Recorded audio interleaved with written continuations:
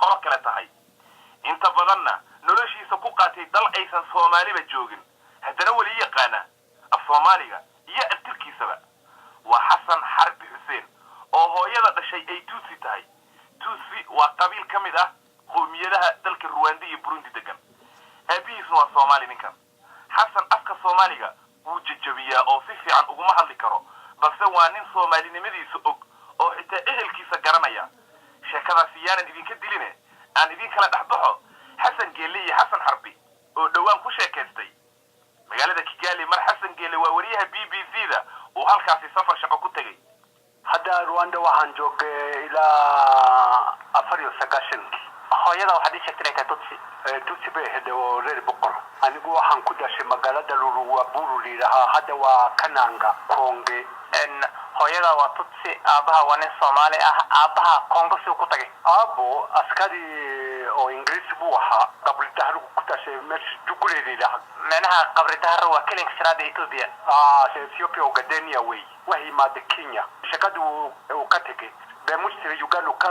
ku bilaabay marka sidii Congo ah uu tagay jiray oo hilbu geli jiray marka aabaha qabri dahru ku dhashay askari wuxuu ahaa Ingiriis ku shaqeyn jiray Kenya oo imaaday shaqadu ka tagay Kampala uu soo gaaray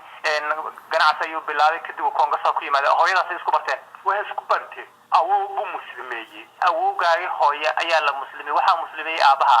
aababa muslimeeyay reerkoodaba turkeedu iyo dalbu muslimeeyay marka gabadh baa lagu daray naqa sara ayaa degneedan Congo waxaan diganay anigu 45 waan dhashay lehdankii markay holonimadii helayeen oo rabshad markay bilaabeenayeen aabo la dilay ayaan ka araray abtirka yaa ku bare abtirsimadeeda waxay bare aabo intii uu ii baranayay aaba waa intaas Hasani Harbi Hussein Ahmedi Ali Faraha Imani Sharmarke Haris waan gartay adigu Congo ku dhalatay aad u fiicantaa Soomaaligaaga sad ku baratay af Soomaali waxaan ku bartay markii Soomaaliya tegayba Soomaali waxaan tegay 62 laba sano kadib markii xorriyada la helay marka orange ka soo warkiyo waraabo waxay maad Kampala dadii Soomaali baa soo raadiyay waa helba marka hele wali weydiiyay quramata ma garanayo quramada markaas waa odayaasha wali weydiinay magaca saasi abtirsimadii saasanu wada markaas wali ku garanaya inuu gadena nahay waxa lagu yiri oo gadena ma jooge dadkaaga waxa jooga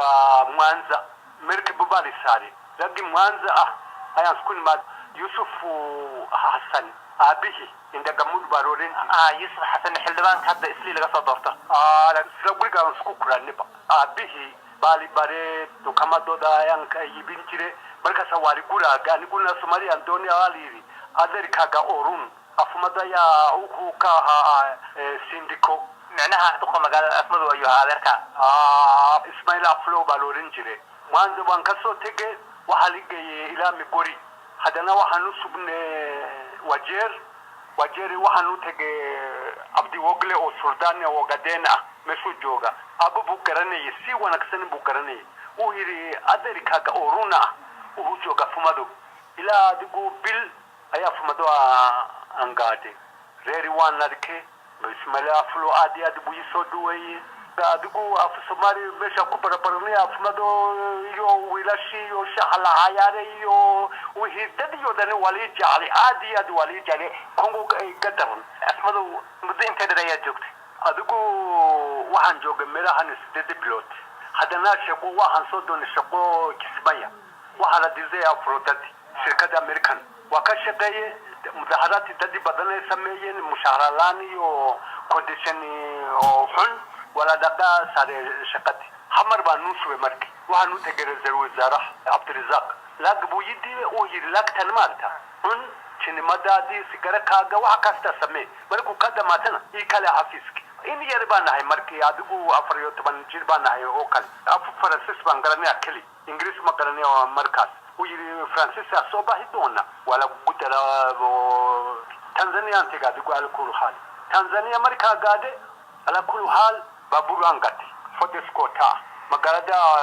martani an kashakashakane already si dibar marku imane uftigi Tanzania baburadeeda waxaan ku soo gurey dumar Soomaaliya oo airport aan geenay micnaha madaxweynaha Soomaaliya Maxamed Siyaad Barre ayaa Tanzania imaaday baabuurkaaga iyo dadku saxaabinaysa ku soo xabanay dumar oo aeroportan Kenya si Kenya ka soo qaaday